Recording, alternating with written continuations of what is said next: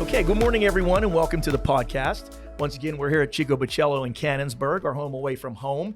And our guest today is Melissa Laughlin. She is the founder and CEO of the Blessed Home Project, 501c3 nonprofit, and really interesting. And I can't wait to hear how you came up with this. It's a great story. But welcome to the podcast. Thanks for joining us. Thanks for having me. I'm excited to be here. That's great. That's great. We're excited to have you. So before we jump into the Blessed Home Project, let's talk a little bit about and give our viewers a little bit of background about you, about who Melissa is and how you came not only to that. So what was the journey like? Because it's very much a faith-driven organization. Yep. Right. And, you know, your commitment to faith and is really, it's quite evident throughout your website and everything. So, and like I said, this is the first time we've met in person. We've had exchanged a couple of texts, but tell me about, how did your journey start? Where did you start? So basically, whenever I was 19 years old, I decided to start a cleaning company. Mm-hmm. Just go out on my own. Wow. I put flyers on doors. I did the penny saver, if you remember the penny saver. I do remember the penny saver, sure. And started gaining cleaning clients and just did it by myself, you know, and at the time I was engaged and, you know, we got married, all of that. And then fast forward to 2008, we had our first child. My oldest, and that's when I decided to stay home. My husband and I said, you know, there's more value in me being a stay-at-home mom for, you know, a chunk of time and then keep working and all of that. So we sort of put the business aside. I stayed home, and then we had our second child in 2011. So I have two girls that are now 12 and 14. They're wonderful. So after my youngest started going to school full time, we looked at, you know, let's get back into the business. Let's try it. See if because I had to start all over again because I took, you know, that time off and it flowed like it did the first time. Once I got one person and, you know, it started building and then it's just a word of mouth? Just word of mouth. Yeah. I mean, you know, that's cool. You do a good job, then someone tells their sister, their neighbor, their friend. In 2017, though, it got to be like, more than I can handle. And I was like, we need to start hiring and have this be like a business that flows and has employees, things like that. So in 2017, that's what we did. We created, you know, an LLC, started hiring people, started that journey. Okay. I still felt like I was missing something. I mean, I was doing this. I felt like, okay, I guess I should say when I was 19, I felt like God showed me this big picture of this successful business. Okay. And it had to do with cleaning. It had to do with me, but that's all I knew. And so I thought, well, this is it. Like, it's growing and all of these things, but I still felt like. But you trusted and followed that path. Yeah. Which is cool. At 19, that's young. So I don't know. So I just was struggling a little bit in 2017, figuring out, is this really the path? You know, is this really what I'm supposed to be doing? Because I didn't feel it, you know, I was doing all the things, but, so it was actually August of 2017. I was on a job. I remember like I was cleaning a floor, you know, and just like whatever. And that's when like I felt God dropped it in my spirit to do it for free, to do this as a blessing to people. Because I always had a heart to serve people and I would always help people. And I'm like, wonder what this, you know, I came home and tell my husband and it's like, okay, yeah, I could see that. How's that conversation go when you go home and tell your husband that, you know what, I decided that I'm going to work for free? Well, we were, you know, it was like, how can we maybe have the business, start a nonprofit, kind of work both and, you know, still do all the things, you know? So that's kind of how it started out was we got all of our paperwork and then started, you know, looking into starting a nonprofit. What does that take? You know, what do we need? It's a complicated process. There's a lot to it. There's a lot to it. Just, you know, you want to do something for free. You want to help people, but it's like the back end stuff there's a lot of steps to it. Sure. So we took some time and 2020 is when I got my paperwork. March 13th. The day that everything shut down, I received my official letter, like, you're a 501c3. And I'm like, wow, what are we going to do with this? People don't even want you in their house or looking, you know, like it was so crazy. But it, to us as an organization, was a blessing because it took the pressure off of feeling like we had to go out and do these cleanings because we had to get our board. Sure. We had to get all the legal things. Yeah, just because you got the paperwork. Yeah. It really just starts there. It just started. So it gave us all of 2020 to work on all the back end stuff and all the logistics and the process. How is this going to work? Who's going to do it? All of that. So everything for a purpose, right? We were like grateful for it because, it gave us that time without feeling like, oh, we should be out doing something, Right. Right. So come 2021, January, we were like, okay, we can start doing these. Now, I'm still running a for-profit. So this was like a side thing that we would do, on a Saturday morning. I'd ask some people, you want to come with me? Let's, go help so-and-so. That's another thing, too. So where did you find volunteers? Just friends and family initially. I said, I have this idea and I want to serve people. Do you want to come with me? And luckily I had a few. They're like, yeah, I could do that. And it was super casual. Like I said, we did less than a dozen in 2021 because it was just, let's fit it in. Sure.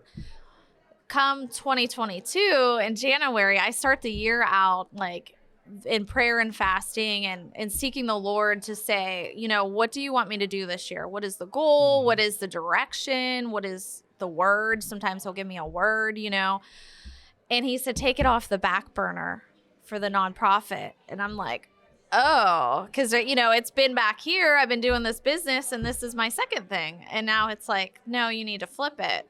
Now, how did that message come to you? Because a lot of people that aren't as deeply into faith, they're sitting there right now and they're thinking, okay, what was it like? Was it just a voice came out of that, out of nowhere? How did that, because you had said that on the website that you had been feeling that tug or that pull, but you weren't really sure what it was doing, because the whole time you were doing this, it was still pulling you in a direction that you weren't sure of. Yeah. So how did that pull or tug finally manifest itself to where you got that word? I mean, I think if you're really spending time with the Lord in prayer, in reading your Bible, you have the Holy Spirit in you. And that's where that, I heard from God. It's really, there's something that maybe is illuminated on a page. There's something that is just like keeps coming up. You keep seeing it or thinking it and feeling it. And you're like, this is it. This is from God. This isn't me and my imagination in left field coming up with some random thing. Just like the whole idea came from God. Like I knew there's something, but I didn't know. And then it was like, boom, like I feel like God drops these little nuggets to you, like a little like a download, like, here you go, here it is. Yeah. And you're like, okay. Because when that all manifested, I'm like, I'm not equipped. I don't know what the heck I'm doing. I don't know a nonprofit. I don't even know another person that's doing this, like to ask for help or anything. Sure. So it's been a walk of faith of just leaning into like, okay, you called me to do it. Now you want me to do it more and you want me to do it, and all the steps of being going to need like, a little more than that. It's been a stretch, and it's been beautiful to see how God does put people in your path to help you and equip you. I'm a big believer in that. Like divine appointments all the time, open doors all the time, because I'm like, I'm one person, I didn't go to college, so I don't have like this business background or degree or anything. I just went straight to work. Sure. So, there's things with that and just like feeling like, well, I don't have anything that it takes, but I have faith. So if this is what you're calling me to do, I'm going to trust that you're just going to like show me and help me. So that's where I feel like, just spending time with the Lord is where you hear truly like what you're supposed to do or your answer to whatever it is you're seeking. So that's where I think a lot of people fall short of actually sitting down and being still, because humans don't like stillness. They don't like the quiet or even alone time. Yeah. Right. That's a very difficult thing for the average person to even sit and do, let alone get within yourself to pray like that. Yeah. That's hard. It is. It's a discipline. And then it becomes, like a routine that you can't live without once you kind of get past that. Yeah. Feeling like it's something you have to do, to like, you need that. You need God in your life. You need that personal connection. Right. Especially like for me, feeling like so unqualified. I'm like, God, I have to stay connected. I have to come to you every day because I don't know what the heck I'm doing, but you showed me and you equipped me. I mean, even this right here, like I joke that in high school, I took an F in public speaking because I wouldn't dare have anybody look at me or, talking and think, are they listening to, finding all the flaws and stuff. Right, and I'm right. like, here I am, because he equips you and he, That's exactly and it's right. like, I don't know how people get through without faith, It's difficult because faith is what? It's trust. Yeah. Right? It's trusting and believing in something that you can't see. Yeah. And again, that's terrifying to humans. I mean, the last thing we want to have anything to do with is anything that's uncertain or we don't know what the outcome is going to be before. Yeah, right? Exactly. So putting your trust and your faith in something is, I had an experience. I was raised Catholic long time ago. I'm old, in the 60s and 70s, when the Catholic Church was really strict. It was very rigid, and it had very rigid boundaries, right? Yeah. But that's all I knew. That's the way I was raised. When I was an adult and started to have children, their mother was not Catholic. She was Christian, and so we started taking them to Christian church. And I met a pastor of the church, and we became very good friends. And in fact, it was he asked me to be on the board of trustees for the church, and I said, "You better call like somebody, because I don't think that's allowed because I'm not, Yeah. And he laughed, and so anyway, so it started a very deep and personal relationship, a friendship with him, and he became ill, and just the power of what you're saying is, and his wife called me. He was basically at the end. They were, for all intents and purposes, giving him last rites. And he was in a coma, and he woke up. And when he was in the coma, he very eloquently explained that God had spoken to him. Yeah. And he mentioned me and said that there was a specific plan for me, right? Now, being Catholic, God talks to you, something bad's going to happen, right? Oh, Because it's like, you just don't, Yeah. he just doesn't talk to you just like, anybody. Yeah. So it was until almost 20 years later that I really understood what he was saying, Yeah. because I didn't trust it, right? I didn't trust it enough to believe in my heart what he was saying to me. And once I got it, that's what led to this. It led to writing the blog, writing the blog and doing the podcast, and we're writing a book, right? All of that stuff came from that. Yeah. But it wasn't until I was able to get quiet enough to really listen to what he said and believe it. You know, so you are blessed because you got that at a very tender age. 19 there's a lot of stuff going on with a 19-year-old girl. Yeah. Okay. I mean, I've raised several of them, and I have two granddaughters that are right there. So I know I'm a little bit of an expert on 19-year-old girls. Yeah. There's a lot of moving parts and a lot of stuff going on. And the fact that you were that focused and open to receive that message is really cool. Yeah. I was in a different place too. Like you're saying, like 19-year-old girls, like I had met my husband right out of high school. So we were together and we knew we were going to get married. We knew, so it was like a different mindset of like, how are we going to build the future? What are we going to do rather than going out partying and all of that? Right. It was just different. And then just seeking after like, what is our life going to look like? What are we supposed to do? And so having that, but not knowing what it was and not being able really to trust God, like just like knowing this is what I'm supposed to do and being excited, like, oh, I'm going to have this business one day. But when you're 19, you're just like, whatever, you're just going through the motions, So it's like all of that had to be in his timing. Mm-hmm. Right. And I had to go through a lot of things and learn a lot of things to get to be in the place where I am now. Cause like if I had this then, it wouldn't be the same. It wouldn't function the same. It just even just I've had it for 3 years, the nonprofit, and in the 3 years it has grown and evolved in such a way due to my growth and my walk with the Lord. Because like the initial setup was like a secondary thing, and it was something that was nice to do, like, oh, let's go out and help a few people. Doing something nice, right? Sure. That's great. And then it really changed and turned into a ministry. Like when I started seeing it different, absolutely, than just a nonprofit that does this free service that's great, this nice thing, to where we're actually like going into people's homes at a vulnerable time where they're going through something. Right. They're opening up to us. They're pouring out. Like, we get so many tears. Like, people always apologize. And we're like, well, we're honored that you feel that comfortable to open up and just release that, because sometimes you're in an environment where everyone puts it on you, like, just suck it up, just deal with it. Oh, and you have to, absolutely. you know, and you can't release that. And so, like, our volunteer, everybody that's with us has that same heart for people and that same softness to just go in and love on them regardless of whatever, you know, happens in their life or what they're going through, to where they're just like, they open up and then we get to pray with them and just come alongside with them, give them a hug if they want to hug, you know, like all of that. And it's like, it's a beautiful thing. That's not what I saw initially. Initially, it was just, you know, doing this service, and that would have been nice, and then go about your day. But now it's like, oh, okay, I see the big picture. Sure, you know? Absolutely. Well, you know, there's a favorite quote of mine, and I can't tell you who said it, but it's basically, transformation is never a linear journey, right? And you have transformed, it's from what it sounds like, more than once on this journey. And I think one of the cool things that I don't want to overlook is that your husband has taken this journey with you. Yes. It wasn't like he was sitting over here doing his thing and you were doing yours. You guys were doing this together. Yes.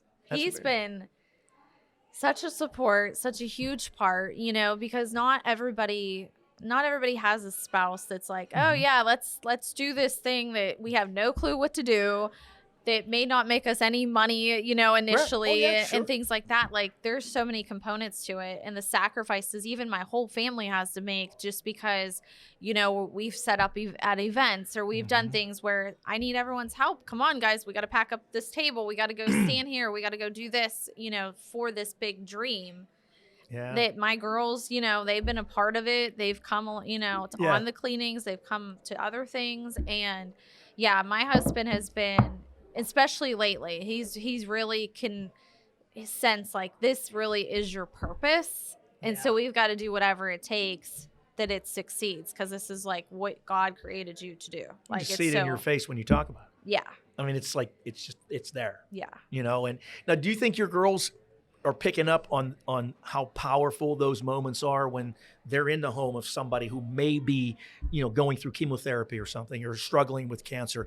That's powerful. And I agree with you. And I was going to say that before you said it, you do have a ministry here. Yeah. Right. Do you think that they're picking up on that, on the power, how powerful those moments are?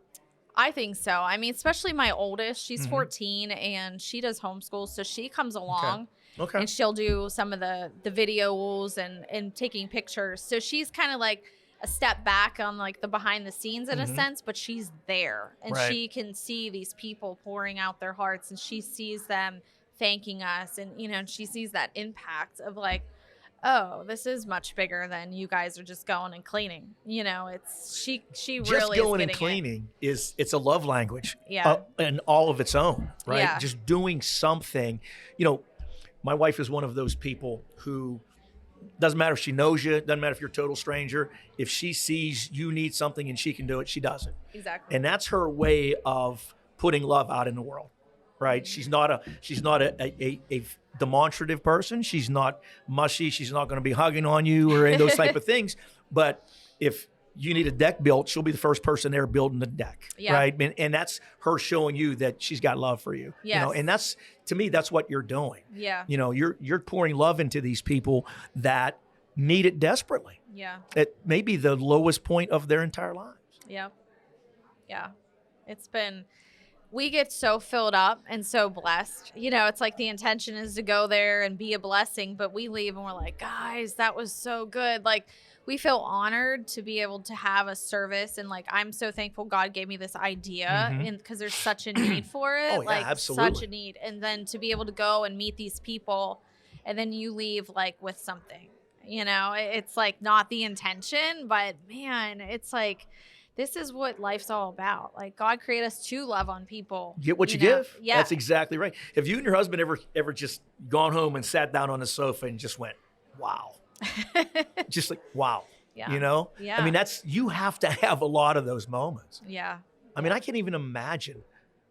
It's just so cool what you're doing. So I think it may be obvious, and this might be a silly question. And if it is, don't hesitate to say so. Where did the name Blessed Home Project come from? From God. Because you knew that, right? You saw that coming. Yeah. Okay. I mean, because it is. It's like, what do you want this to be called? Mm-hmm. And I journal a lot, and I love to look back, great, and you're like, what the heck was I going? And you just look, and then it's like you see those answered prayers and you see things. But I really love it now, because now seeing where I thought the nonprofit was gonna go, or how it was going to where it is, so I get to see that transition within my journals. And I recently went back because I was like, I knew there was some other names we were kind of throwing around, and you kind of like, what are we doing? Okay, we're serving people, we're loving people, all the things. Right, you got right. your little word bubbles and all of that, and it was like, you're just being a blessing. Yeah. And it's their home. Truly. And it's a project. It just all they just put it together. It just all came together, right. and it was like, there we are. That is cool. It's the Blessed Home Project. That's very cool. And it's evolved too, because it started with, we're gonna do cleaning, but we tend to go in and people need organizing help. Sometimes they need others, and it's so again, it's evolving. So it's evolving, and it's a project. It's not just Blessed Home, clean, You're not just going in and cleaning toilets and running a vacuum. Yeah. Yeah. Wow. Yeah. That's so it's been cool to be able to help them, in other kind of ways. And I'm always networking with people, because if we can't do it, can we outsource it? Like, is there someone that cuts grass and they're willing to do a couple free cuttings for a family that's been in and out of the hospital or something, how can we connect other resources to help them as a whole and not just this one avenue? So we've been working on that to try to connect, and even with our volunteers, some of them are like, well, I have a lawnmower, I'll go to so-and-so's, so whatever it takes to just help them and just we stay in contact with people. It's not really out there too much, but we follow up. So as long as, it's fit, maybe some people are like, thanks for calling and checking in, and, that's kind of it. But it has shown that sometimes there's a need that comes along that we didn't know initially. So we had a mom that had a lumpectomy. She had breast cancer, and she thought they got it. And we did the cleaning, and we're like, great, next time you're going to be just on your way. Well, when we did the follow-up call, she's like, they're suggesting I do chemo for a couple months because something came back. And, they want to. Right. So we're like, guys, we got to go back. They need more. She needs more care. That helped that one time, but she's going through chemo, we're going to go. So it turned into a friendship. It turned into our volunteers texting with them, or, it's grown into something really beautiful. Oh, it is. It's amazing because, there are obviously nonprofits. Pittsburgh is ground zero for nonprofits. We do that better than any city in the country. And there are a lot of, cancer related sport groups. We've had several people on the show that are survivors and that have gone from that experience and taken it and created a nonprofit to give support and different things.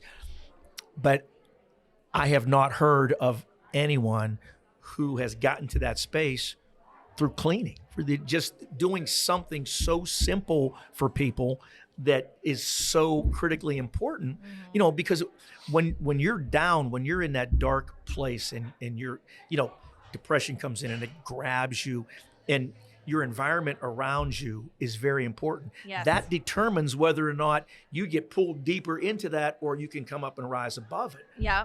So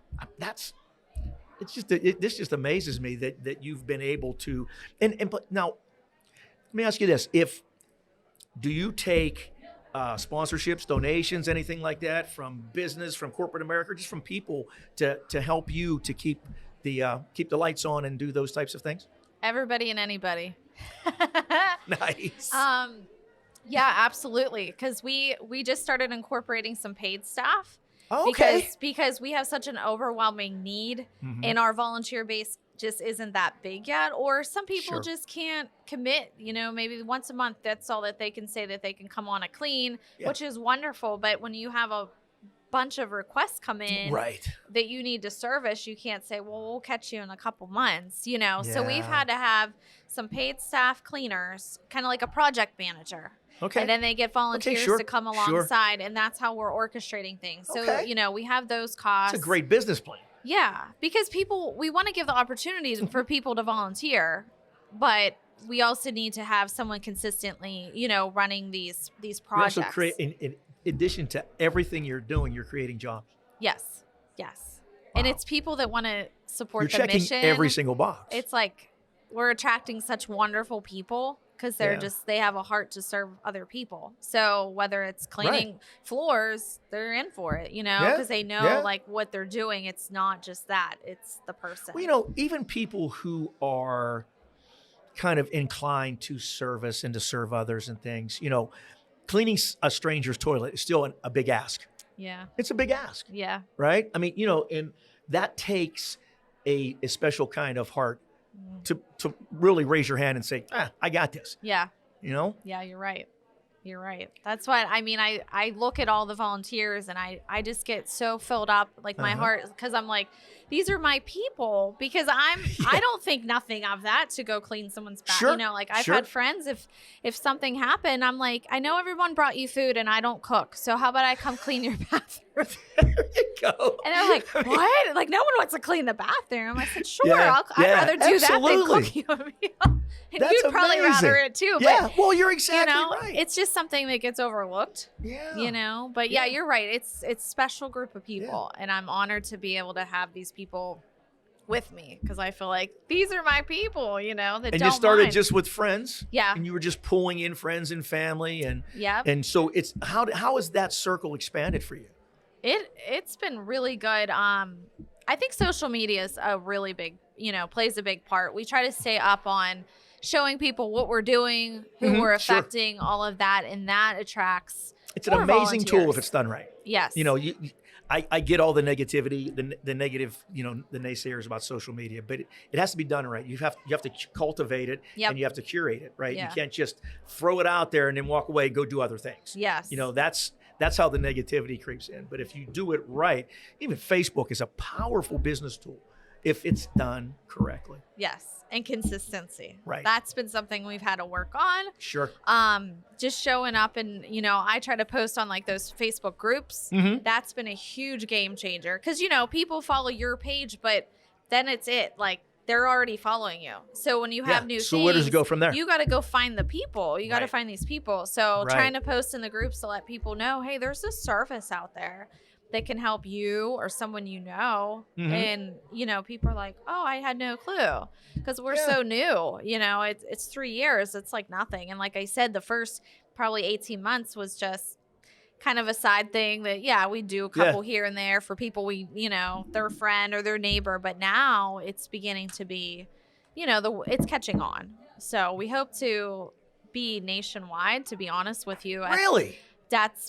It's been said to me. It's been prophesied like many times. You just really jump in. Yeah. You're not dipping a toe into the pool. You're diving into the deep end. Yeah. No, I mean, I see this like, let's get a solid base here and then replicate it because it's so needed. There are groups that do free cleaning, but it's all been for just cancer. As far as my research, it's not just that.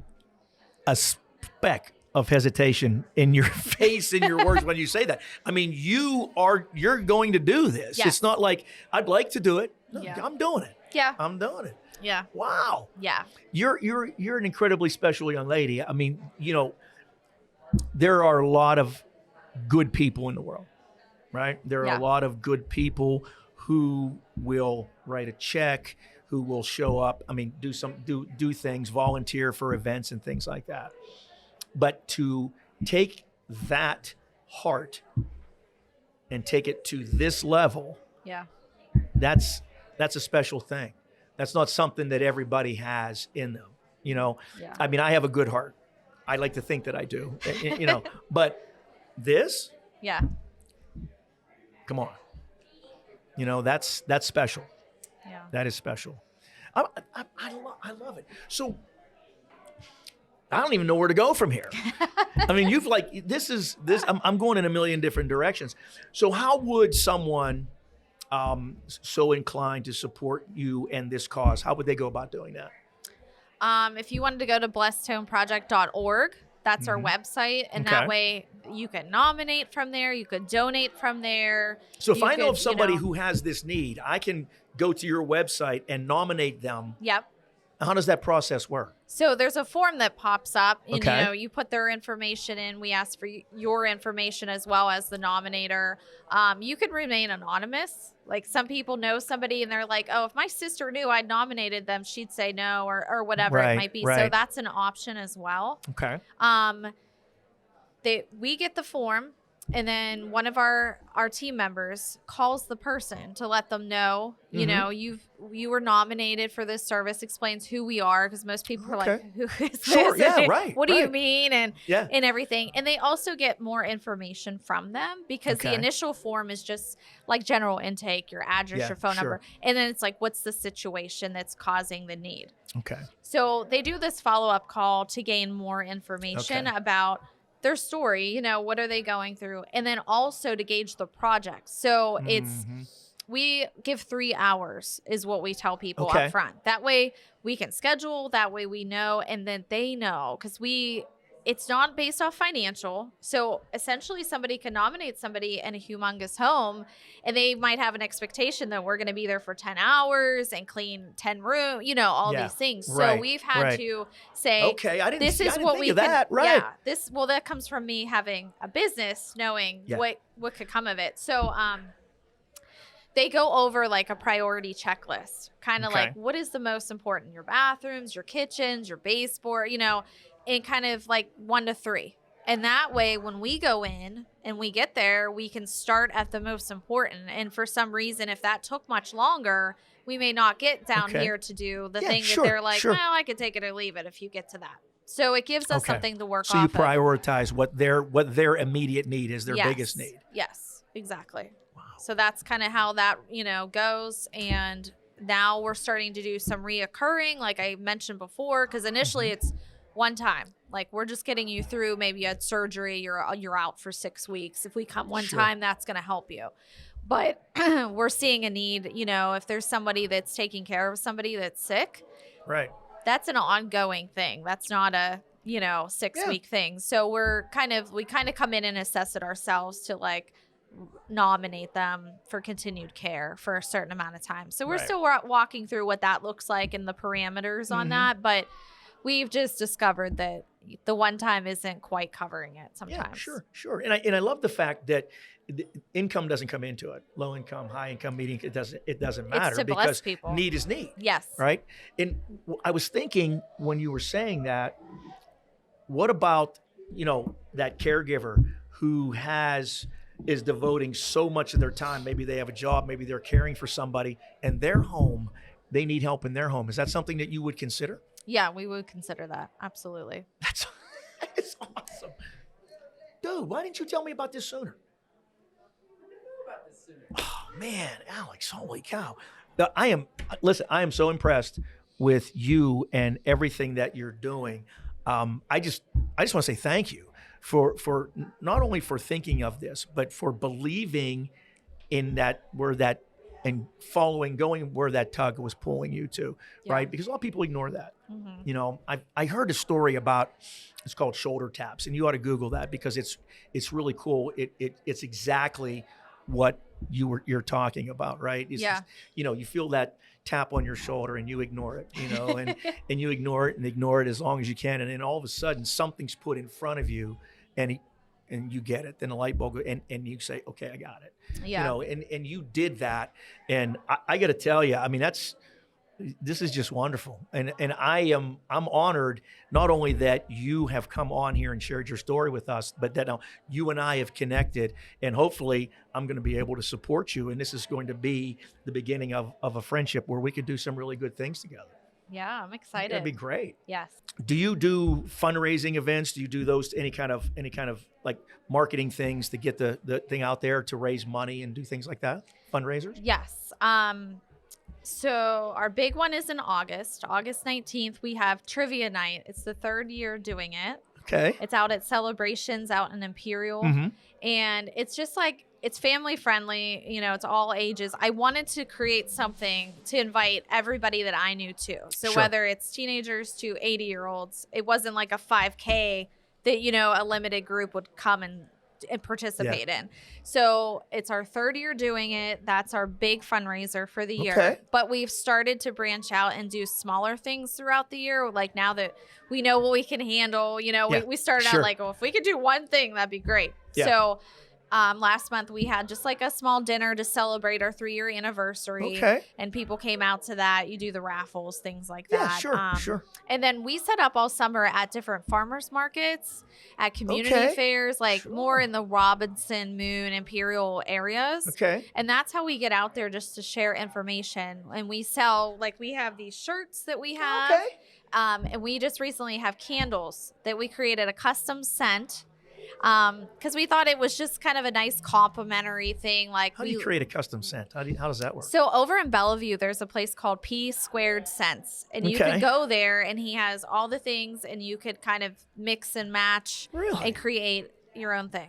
So my oldest and I went over, smelled all the things, and created a candle, and it's called Sweet Hope. And that's actually what we leave with every recipient. Absolutely. We give them a little candle, a little pamphlet about us, because sometimes they have no clue who we are. So it's just like a little leave behind, and it has our label on it so that they're like, oh, yeah, those are the people that came, you know, just a small gift. But that's a way to raise money, too. So we're always like looking for different avenues and different businesses. That's what we're hoping, that we get more businesses that want to come alongside this idea and just partner, you know, monthly donors. That always helps too. People, even if it's $20 a month, you know, just that reoccurring thing. So yeah, we're looking to do maybe 2 big ones next year. We'll just keep growing and expanding, because that helps us a lot, you know. And we've been blessed with so many other connections with people. I mean, the people connectors, that's another thing where at everything they're doing, they're collecting for us. You know, there's people that want to help us, and that's the way that they can help us. And we've had facilities set up supply drives.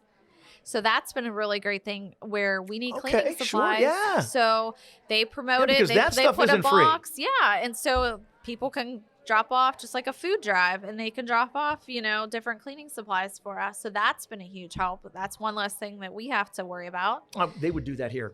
I'm would they? 99% certain they would. Yeah, because they're very community involved, and in places like this, businesses like this, coffee shops and things like that have a lot of people coming in and out of. That I think would be a great opportunity for something like that. Yeah.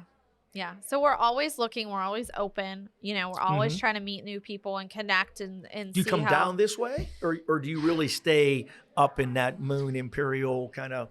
We have gone all over. So like this past year, we were like, let's just go wherever, you know, the need is. But we were thinking, when I talked about scalability nationwide, well, if we want to go here, we got to backtrack to how are we going to do that?